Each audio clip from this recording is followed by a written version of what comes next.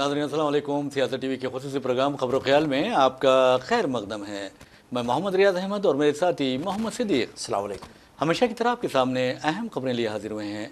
नाज़रीन, जैसा कि आप जानते हैं कि हम जो खबरें आपके सामने पेश करते हैं वो कल के अखबारात की सुर्खियाँ बनती हैं। न सिर्फ सुर्खियाँ बनती हैं बल्कि उन खबरों को इलेक्ट्रॉनिक मीडिया गैर मामूली अंदाज में नशर करता है। इसी तरह सोशल मीडिया पर ये खबरें वायरल होती हैं। बहरहाल नाज़रीन, जहाँ तक खबरों का सवाल है, आप अच्छी तरह जानते हैं कि हरियाणा असम्बली इंतखाबात का आज इनेकाद अमल में आया, यानी राय दही का इनेकाद अमल में आया और 8 अक्टूबर को नताइज का ऐलान कर दिया जाएगा जम्मू कश्मीर के असम्बली इंतखाबात के नताइज के साथ। तो बहरहाल नाज़रीन, आपको बता दूँ कि जहाँ तक हरियाणा का सवाल है, 90 रुकनी असम्बली यानी 90 सीट्स वहाँ पर मौजूद हैं और उसमें अगर कोई उसके आधी तादाद यानी 45 नशस्तें हासिल करता है तो समझिए कि वो कामयाब हो जाएगा और वहाँ हुकूमत तश्कील दे सकता है। लेकिन जहाँ तक एग्जिट पोल का सवाल है, जो ओपिनियन सर्वे पोल्स के सर्वे या फिर सर्वे आ रहे हैं, उसमें वादे तौर पर कहा गया है कि इस मरतबा बीजेपी को शिकस्त होगी और कांग्रेस वहाँ हुकूमत बनाएगी वादे अक्सरियत के साथ। और जो भी सर्वे आ रहे हैं उसमें यह कहा जा रहा है कि कांग्रेस कम से कम 46 नशस्तों से लेकर 61 नशस्तों तक कामयाबी हासिल कर सकती है। तो बहरहाल हरियाणा से ये खबर आ रही है और ये भी कहा जा रहा है कि वहाँ पर अब कांग्रेस की काबीना यानी कांग्रेस की इम्कानी हुकूमत की काबीना के बारे में भी बातचीत शुरू हो चुकी है और कौन चीफ मिनिस्टर बनेगा इस सिलसिले में भी तबादला ख्याल किया जा रहा है। लेकिन पार्टी हाईकमान जो है कांग्रेस की हमेशा सुस्त रवि का मुजाहरा करती है। उसे चाहिए कि अगर अक्सरियत कम अक्सरियत यानी सादा सी अक्सरियत भी मिलती है तो फौरी हुकूमत बनाने की कोशिश करे, वरना बीजेपी के बारे में सब कुछ जानते हैं और हर कोई जानता है कि बीजेपी किस तरह यानी अरकान असम्बली को अपने करीब लाती है, किस तरह उन्हें डराती है, किस तरह धमकाती है, किस तरह लालच देकर या फिर ब्लैकमेल करके उन्हें अपनी तायद पर मजबूर करती है। ये मैं नहीं कह रहा हूं बल्कि आप देखेंगे कि ये अपोजिशन कायदीन कहते हैं और आज भी यही बात अपोजिशन कायदीन कह रहे हैं। और सिद्दीक साहब क्या कहते हैं, हम चलते हैं सिद्दीक साहब से सुनेंगे। जी साहब, ये यहाँ पर ये तो तयशुदा था कि कांग्रेस आने वाली है। इसमें सबसे बड़ा फैक्टर जो है किसानों का मसला था। दूसरा ये जो रेसलर स्पोर्ट्स पर्सन पहलवानों का मसला, तो ये इंपॉर्टेंट फैक्टर्स हैं। जवानों का मतलब भी था। यस, जवानों का भी था। तो ये इंपॉर्टेंट फैक्टर है जिसकी वजह से ये तयशुदा था कि कांग्रेस कैसा भी वहाँ इक़्तिदार में आने वाली है और बीजेपी का सफाया होने वाला है। जी जी। क्योंकि आपको तो मालूम है कैसा किसानों के अगेंस्ट जो है लोग काम किए थे, कितनी पॉलिसीज जो बनाए थे, यानी काफ़ी नाराज वहाँ पे किसान पाए जाते हैं। और फिर स्पोर्ट्स पर्सन अगर देखा जाए तो मुल्क की नुमाइंदगी करने वाले सब में ज़्यादा हरियाणा से होते हैं। उनके साथ नाइंसाफ़ी मुसलसिल, उनके साथ बदतमीज़ी, उनके साथ हर किस्म की चीज़ें की गई जो है ना, तो उसका बदला ये जो है ना लोग लेने वाले हैं। और बहुत ही वो जो वहाँ पे बीजेपी की हुकूमत थी बहुत ही कमज़ोर हुकूमत थी वो। जी जी। और उसके जो पॉलिसीज़ थे, फैसले थे, वो बिल्कुल आवाम को पसंद नहीं थे। तो कैसा भी वहाँ से एग्जिट होना तय है वहाँ पे और जल्द से जल्द कांग्रेस आ जाएगी कैसा भी। और अभी से इनको तय कर लेना चाहिए कि कौन सीएम बनेगा, कैबिनेट किसी होगी, फ़ौरन से करें। अदरवाइज़ ये लोग जो है ना खरीदो फरोख्त में बहुत माहिर हैं, आपको तो मालूम है। जी हाँ। तो फ़ौरन से लोग खरीद लेते हैं पैसा देके। तो ये बिल्कुल जो है ना तयशुदा है और इंशाल्लाह ये 8 तारीख को पता चल जाएगा हमको। बहरहाल आपको बता दूं कि जहाँ तक हरियाणा का सवाल है, हरियाणा के बारे में जैसे कि सिद्दीक साहब ने भी कहा है कि वहाँ पर जवान, किसान और पहलवान ये एक ऐसा फैक्टर था जो बीजेपी के लिए बहुत ही यानी पर नुकसान का बायस बनने वाला है। और हो सकता है कि 8 अक्टूबर को आप देखेंगे कि बीजेपी को शिकस्त ज़रूर होगी। तो बहरहाल ये कहा जा रहा है कि इस मरतबा जो पोलिंग हुई है यानी रायदही का तनासब जो है, जो फ़ीसद है, वो कम हुआ है। पिछले मरतबा यानी 2019 के असेंबली इंतखाबात में 68% रायदही रिकॉर्ड की गई थी, दर्ज की गई थी। इस मरतबा 61% हुई है। सिद्दीक साहब जी बिल्कुल ज़्यादा है, परसेंटेज अब के जो है ना थोड़ा ज़्यादा कम है, कम हो गया, कम बताया जा रहा है जी। और इसी से मतलब तयशुदा है फैसला, वहाँ के वोट डाले गए हैं और उसी से फैसला हो जाएगा जो है ना वहाँ जी जी।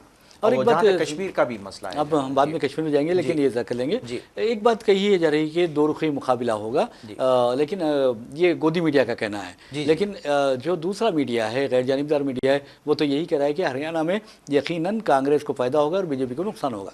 यकीनन होगा, मेजोरिटी में आएगी बाज़ाब्ता जो है ना 45 का जो हिंसा है क्रॉस कर लेगी कैसा भी कांग्रेस, ये पक्की तयशुदा बात है। क्योंकि आम आदमी पार्टी का कोई खास वहाँ पे वजूद नहीं है, वहाँ पे इन्हें थोड़ा बहुत 2-4 सीट्स मिलने की उम्मीद है, लेकिन कांग्रेस ही ज़्यादा वहाँ पे मेजोरिटी में आ सकती है। और ये मीडिया जैसा कि मालूम है, गोदी मीडिया तो हमेशा आगे आगे रहता है, ये तो हमेशा सब में कम सीट्स बताया गया है, जी जी, जो बिल्कुल गलत है उनके, जो भी वो लोग कंक्लूजन है उनका बिल्कुल गलत है। सिद्दीक साहब, आप ये बताइए कि विनेश फोगाट को सारी दुनिया जानती है। पेरिस ओलंपिक्स में उन्होंने जिस तरह का गैर मामूली मुजाहरा किया, लेकिन बदकिस्मती ये रही कि सिर्फ 100 ग्राम वजन की वजह से, यानी ज़्यादा होने की वजह से, जिस्मानी वजन, वो गोल्ड मेडल से महरूम रही। सिल्वर मेडल से कम अज़ कम, सिल्वर मेडल तो गारंटी थी, तो उससे महरूम रही। उसके बाद उनकी शोहरत में गैर मामूली इजाफा हुआ। फिर उन्होंने, आपने देखा कि जो पहलवानों का जिनसी इस्तेसाल किया गया था, इल्ज़ाम आयद किया गया था, आप हर्ब उसके पास हमारे साबिक रेसलिंग फेडरेशन ऑफ इंडिया के जो सदर थे, सरबराह थे, उनके खिलाफ जो बीजेपी से ताल्लुक़ रखते थे। तो बहरहाल आज भी उनका बीजेपी से ताल्लुक़ है, लेकिन उन पहलवानों ने इल्ज़ाम आयद किया कि हरबश उन्होंने उनका जिनसी इस्तेसाल किया था। उसके बाद आप देखेंगे, अब विनेश फोगाट ने कांग्रेस के टिकट पर मुकाबला किया, ये फैक्टर भी काम करेगा। बिल्कुल इंपॉर्टेंट फैक्टर है, ये होने वाला ही था, ये तयशुदा था कि ये एंट्री इसलिए ले रही है विनेश फोगाट कि इनको हराया जा सके, यानी बेनकाब, बिल्कुल बेनकाब किया जा सके। उसको इनके साथ जो बदतमीजी बेहूदगी की गई, उसके आज तक कोई रेड्रेस, उसका कोई भी इन्हें इलाज नहीं किया गया, ना उसको कोई एक्शन लिया गया। वो केस चल रहा है नॉमिनल उसके ऊपर, इन्हें हुकूमत इन्हें ज़रा भी टस से मस नहीं हुई। इतना बड़ा एहतजाज चला जनता मंतर पर, लेकिन बीजेपी हुकूमत ज़रा भी जो है ना हली ने उसकी तरफ से, तो उसके जो है ना नताइज अब उनको इन्हें भुगतना ज़रूरी है उनको। बहरहाल आपको बता दूं कि जहाँ तक हरियाणा का सवाल है, हरियाणा एक बीजेपी ने उसे एक सेंसिटिव रियासत में तब्दील कर दिया था, और वहाँ जो फिरका वाराना फसादात हुए, और उसमें आप देखा कि किस तरह ख़वातीन को भी बहुत ज़्यादा मसालिम का सामना करना पड़ा। तो बहरहाल आपको ये बताना ज़रूरी है कि बीजेपी ने तमाम चैलेंज चल ली, वहाँ पर गौकशी के नाम पर मुसलमानों को सताया गया, अक़लियतों को सताया गया, और जो हमारे जो आबनाए वतन हैं उन्हें उनके जहनों में गलत फहमियाँ पैदा करने की भी तमाम कोशिशें की गई। हद तो ये है कि योगी आदित्यनाथ ने वहाँ तकरीर करते हुए पोप को निशाना बनाया। तो आप अंदाज़ा कीजिए कि पोप रोम को निशाना बनाया। तो ये बहुत गलत बात है। आप मज़हब के नाम पर इलेक्शन लड़ रहे हैं, लेकिन अब ऐसा लगता है कि आवाम इनसे बेजार हो रही है। जी बिल्कुल बेजार होगी, बिल्कुल उनको मालूम हो गया ये कब तक बेवकूफ़ बनेंगे मज़हब के नाम पर। अब उसका असर देखेंगे, यूपी भी ऐसी होने वाला है, वहाँ पर भी 10 असेंबली हल्कों के बिल्कुल है ना। तो अब ये बिल्कुल ये नहीं चलने वाला है। आवाम समझ गई कब तक कितनी बेरोजगारी बर्दाश्त की, कितनी महंगाई बर्दाश्त करेंगी आवाम, यानी ये बिल्कुल समझ से बाहर है। खासतौर पर जो यंगस्टर्स का फैक्टर है वो बहुत इंपॉर्टेंट है जॉब्स के सिलसिले में। जैसा बेवकूफ़ बनाया गया इनको जो है ना, और वो जो मिलिट्री का जो फौजियों का जो था, तो इम्पॉर्टेंट फैक्टर है ये। और एक बात सिद्दीक साहब, मैं समझता हूँ कि हमारी नौजवान असल अगर समझ जाए कि हुकूमत उनको रोज़गार देने में नाकाम रही है, महंगाई पर काबू पाने में नाकाम रही है, सिर्फ हिंदू मुस्लिम या मज़हब की अफीम देकर उन्हें मजहबी नशे में मुब्तला करके अपना उल्लू सीधा कर रही है। तो आप अंदाज़ा कीजिए कि मोदी हुकूमत 15 दिन भी बाकी नहीं रहेगी अगर नौजवान उठ खड़ा हो जाएगा। लेकिन बदकिस्मती ये है कि लोग समझ नहीं पा रहे हैं। लेकिन हरियाणा के जो इंतखाबी नताइज आएंगे, फिर आप देखेंगे कि कश्मीर के जो इंतखाबाती नताइज आएंगे, फिर महाराष्ट्र है, झारखंड है, वहाँ पर भी अगर कांग्रेस को कामयाबी मिलती है, कांग्रेस के ज़ेर क़यादत इंडिया इत्तेहाद को कामयाबी मिलती है, तो फिर बीजेपी का सफाया यकीनी है। इसमें यंगस्टर्स का रोल बहुत डेसिसिव है, फाइनल है इसमें। फैसला अगर यंगस्टर फैसला को अगर रोल अदा करें तो ये उखाड़ के आसानी से फेंक सकते हैं इनको, हमेशा के लिए बर्फदान में, कूड़ेदान में फेंक सकते हैं इनको। क्योंकि जिस तरह से बेवकूफ़ बनाया गया है, आज तक कई जॉब्स नहीं है, जॉब्स के लिए यानी उम्रें चले आ रही हैं लेकिन जॉब्स अवेलेबल नहीं है, उनके लिए अजीब अजीब तरह की हरकतें कर रही हैं। कितने करोड़ का वादा किया गया था जॉब देने का, कितने लाखों जॉब्स का, कुछ भी जॉब्स नहीं है। इवन रेलवे की मिसाल ले लीजिए आप जो है ना, खाली बोनस दे के खुश कर देते हैं, दिन ब दिन वहाँ पे स्टाफ घटते जा रहा है। उसकी वजह से आपको मालूम है रेलवे कितने हादसे हो रहे हैं। जी हाँ। तो ये सब वजह है कि आप बढ़ती नहीं करें, नई रिक्रूटमेंट रोक दिए आप जो है ना, आप खाली जो है ना एक महीने की एक बोनस दे के आप खुश कर दे रहे हैं एम्प्लॉइज़ को। तो ये सब बेवकूफ़ाना हरकतें, आवाम समझ गई ये हरकतें। बहरहाल आपको बता दूं कि जहाँ तक हरियाणा का सवाल है, हरियाणा में बीजेपी तीसरी मरतबा इंतखाबात में कामयाबी हासिल करने की कहाँ है, यानी इक़्तिदार हासिल करने की कहाँ है, और दूसरी तरफ कांग्रेस चाहती है कि इक़्तिदार पर वापस ही हो। अब देखना यह है कि कांग्रेस को कामयाबी मिलती है या फिर बीजेपी कामयाब होती है। लेकिन एग्जिट पोल्स जो आए हैं उसमें वाज़ेह तौर पर कांग्रेस की कामयाबी के इशारे दे दिए गए हैं। अब तो जैसा कि मैंने कहा है कि कांग्रेसी कायदीन अपनी, यानी कांग्रेस हुकूमत की जो इम्कानी हुकूमत है उसकी कायबाना की तश्कील के बारे में भी बातचीत का अमल शुरू कर चुके हैं। वैसे नाज़रीन, जहाँ तक आम आदमी पार्टी का सवाल है, उसके उम्मीदवारों ने भी हरियाणा इंतखाबात में मुकाबला किया, जबकि इंडियन नेशनल लोक दल आप देखेंगे कि उसके उम्मीदवार भी मैदान में थे। बीएसपी जो मायावती की पार्टी है, उसने भी अपने उम्मीदवार मैदान में उतारे थे, जबकि जे पार्टी जो है और आज़ाद समाज पार्टी है, उसके उम्मीदवारों ने भी मुकाबला किया। और जहाँ तक राय दहिंदों का सवाल है, तो आप अंदाज़ा कीजिए कि 1,07,00,000 मर्द राय दहिंदे हैं, जबकि 95 लाख खवातीन हैं और 467 जो है 467 ट्रांसजेंडर्स है। जी जी जी हाँ। तो ये फैसला कुन वोट है वहाँ पे, और वैसे भी शुरू से रियाज साहब ये वहाँ पे रेशियो जो जेंडर का है वो यानी काफ़ी गैप है वहाँ पे जाना। जी जी जेंडर बैस अगर देखेंगे वहाँ पे, तो हरियाणा तो पहली स्टेट है जहाँ पे रेशियो बहुत कम है लेडीज़ का, वहाँ पे जेंट्स का ज़्यादा है। जी तो उस हिसाब से जो भी एडल्ट हैं वो लोग वोट डालेंगे, वो फैसला कौन हो जाएंगे वोट जाना। जी जी बिल्कुल।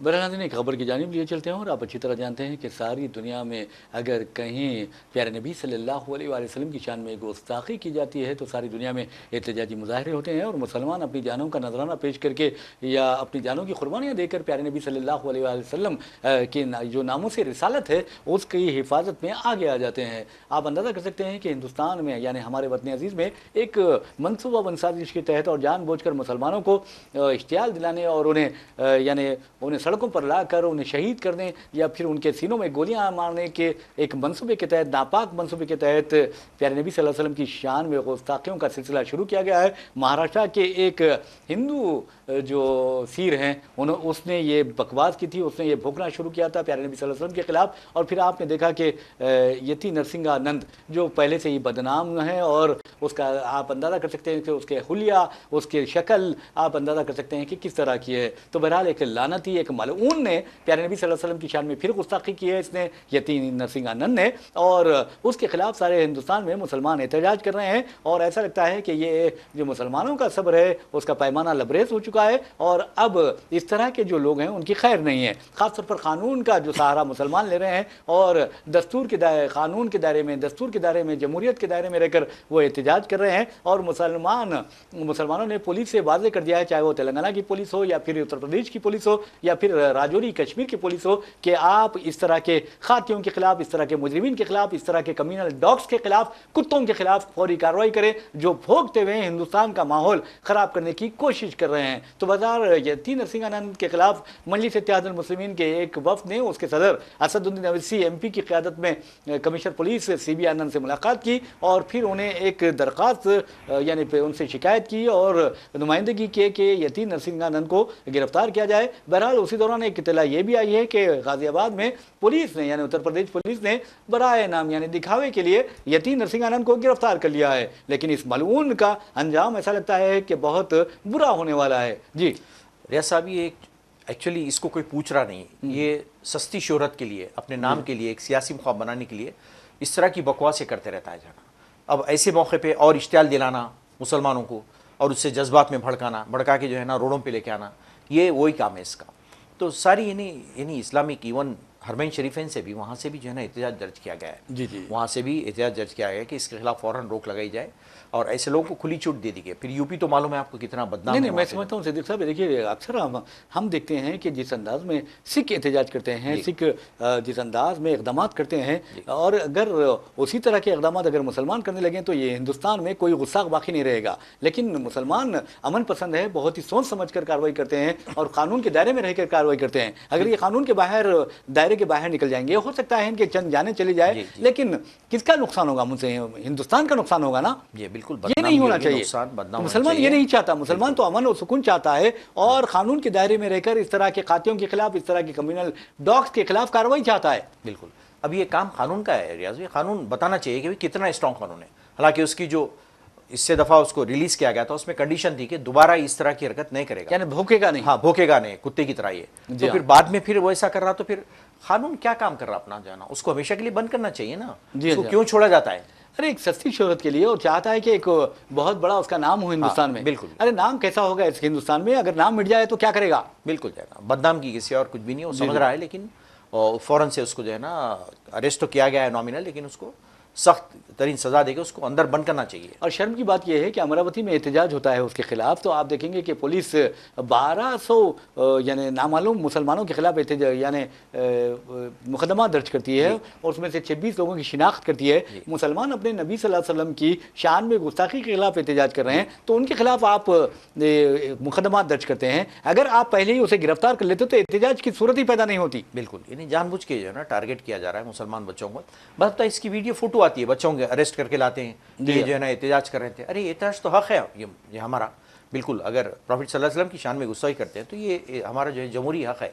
तो उनको अरेस्ट करके ला के लोग वीडियो के सामने पेश कर रहे हैं, जबकि उन्हें जो है ना इससे पहले आपको मालूम है धर्म संसद में किस तरह का बकवा किया था हो जाए ना, जी खुलेआम कहा था हो जाए ना, धर्म संसद हरियाणा में जो हुई थी, मुसलमानों का खतलेआम की बात किया था। हथियारों, बच्चे पैदा करो, हिंदूस तुम लोग जो है ना, और इनके हथियार उठा लो, इस किस्म की बेहुदा किस्म की बातें कराता। उसके बाद तो पैदा नहीं कर सकता और हिंदुओं को मशवरा दो, बच्चे पैदा करो ताकि तुम लोग जो है ना मुकाबला कर सके, हथियार रखो अपने साथ। क्या मुकाबले करने की क्या जरूरत है? अब अंदाजा कीजिए कि हिंदुस्तान है, अरे तरक्की करवाने की जरूरत है हिंदुस्तान को, या मुकाबले की जरूरत नहीं है। अगर मुकाबला करना है तो हिंदुस्तान में तालीमी शोबे में कीजिए, रोजगार के शोबे में कीजिए और साइंस और टेक्नोलॉजी के शोबे में मुकाबला कीजिए। ये मजहब की बुनियाद पर मुकाबला करने से किसका नुकसान होगा? हिंदुस्तान का नुकसान होगा ना, हिंदुस्तान के अवाम का नुकसान होगा। इस तरह की जो अनासिर है, यकीन मानिए इस तरह की जो एलिमेंट्स है उनका सफाया कर देना चाहिए, फिर दोबारा वो मंजर आम पर ना सके और ये सफाया कानून कर सकता है। ये बिल्कुल कितनी बदनामी हो रही, सोचिए आप जो है ना, एंटी सोशल एलिमेंट्स हैं ये, इनको तो बंद करके ठोस के रखना चाहिए।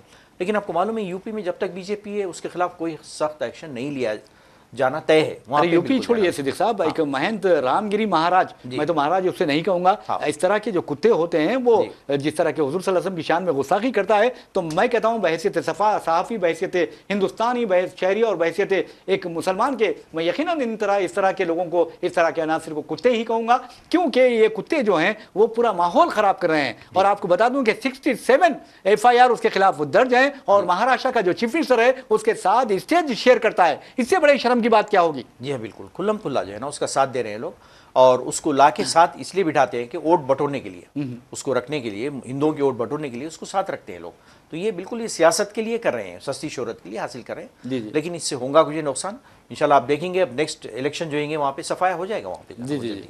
लेकिन बहरहाल नाज़रीन, आपको बता दूं कि जहाँ तक मुकदमा दर्ज करने का सवाल है, इसके यति नरसिंहानंद जैसे मलून के खिलाफ कई एक दफ़ात के तहत यानी BNS की दफ़ात के तहत मुकदमा दर्ज किए गए हैं। 196 1A B और C, 299 351 352 353 1 और BC 353 3 और 353 2 ऑफ BNS, जैसा कि मैंने आपको बताया। और फिर सेक्शन यानी IT एक्ट के सेक्शन 66A और 66F और 667 के तहत भी उसके खिलाफ मुकदमा दर्ज किए गए हैं। जबकि नामपली पुलिस स्टेशन में राशिद खान की शिकायत पर यति नरसिंहानंद के खिलाफ 196 1 और 351 2 और 352 के तहत मुकदमा दर्ज किए गए हैं। और आपको बता दूं कि ये पुलिस का फर्ज बनता है कि उसके खिलाफ न सिर्फ सख्त कार्रवाई करे बल्कि उसके यानी निशान मलामत और इबरत का नमूना बना दे उसे।